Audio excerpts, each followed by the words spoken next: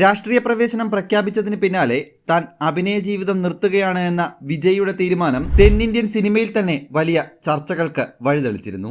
അതുകൊണ്ട് തന്നെ ദളപതി 69 എന്ന സിനിമ വിജയിയുടെ അവസാന ചിത്രമായിരിക്കുമെന്നും ഏകദേശം ഉറപ്പായിരുന്നു. ദളപതിയുടെ അവസാന ചിത്രം ആര് സംവിധാനം ചെയ്യും എന്നുള്ള ചോദ്യങ്ങളാണ് ഇതുവരെ സോഷ്യൽ മീഡിയയിൽ സജീവമായിരുന്നത്.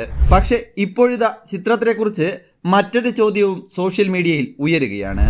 ആരായിരിക്കും ദളപതിയുടെ അവസാന ചിത്രം നിർമ്മിക്കുക? DVV എന്റർടൈൻമെന്റ്സിന്റെ ബാനറിലായിരിക്കും ദളപതി 69 നിർമ്മിക്കുക എന്നായിരുന്നു ആദ്യം പുറത്തു വന്ന റിപ്പോർട്ടുകൾ. RRR എന്ന ബമ്പൻ ഹിറ്റ് സിനിമയുടെ നിർമ്മാതാക്കളാണ് DVV എന്റർടൈൻമെന്റ്സ്. എന്നാൽ ഇപ്പോൾ സിനിമയിൽ നിന്ന് പ്രശസ്ത നിർമ്മാതാവ് DVV ധനയ്യയുടെ DVV എന്റർടൈൻമെന്റ്സ് പിന്മാറിയിരുന്നു. പകരം പുതിയ നിർമ്മാതാക്കൾ ആരാണെന്ന ചോദ്യമാണ് ഇപ്പോൾ നിലവിൽ വൈറലായിക്കൊണ്ടിരിക്കുന്നത്. അവസാന ചിത്രത്തിനായി വിജയ് 250 കോടി പ്രതിഫലം ചോദിച്ചതിനാലാണ് DVV പ്രോജക്റ്റ് ഉപേക്ഷിച്ചതെന്നാണ് കോളിവുഡിൽ സംസാരം.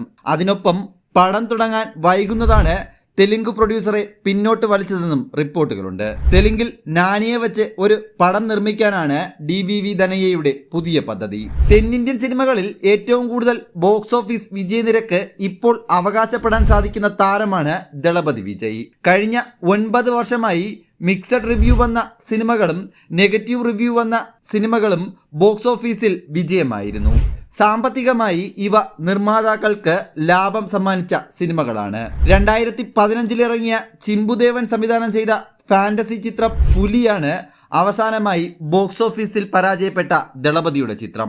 പിന്നീട് വന്ന എല്ലാ വിജയ് ചിത്രങ്ങളും 200 കോടിക്ക് മുകളിലെങ്കിലും ഗ്രോസ് ബോക്സ് ഓഫീസിൽ നിന്ന് ഉണ്ടാക്കിയിട്ടുണ്ട്.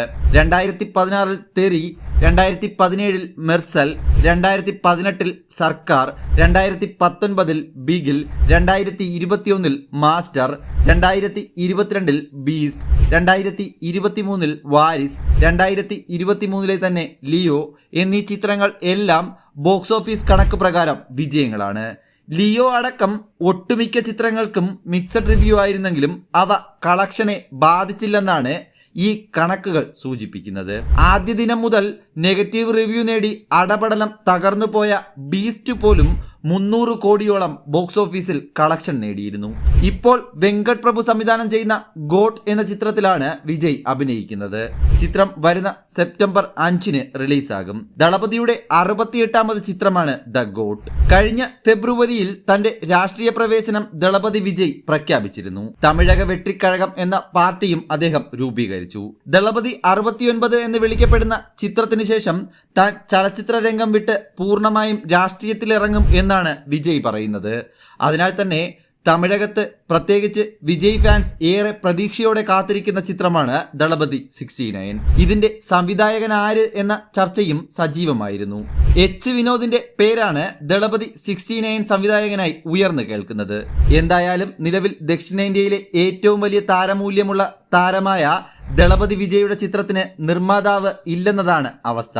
ഇത് കോളിവുഡിൽ വാർത്തയാകുന്നുണ്ട്. അതേസമയം വിജയ് രാഷ്ട്രീയത്തിൽ ഇറങ്ങുന്നതിന് മുൻപുള്ള ചിത്രം എന്ന നിലയിൽ രാഷ്ട്രീയ വിഷയങ്ങൾ സിനിമയിൽ വരാനുള്ള സാധ്യതയുണ്ട്.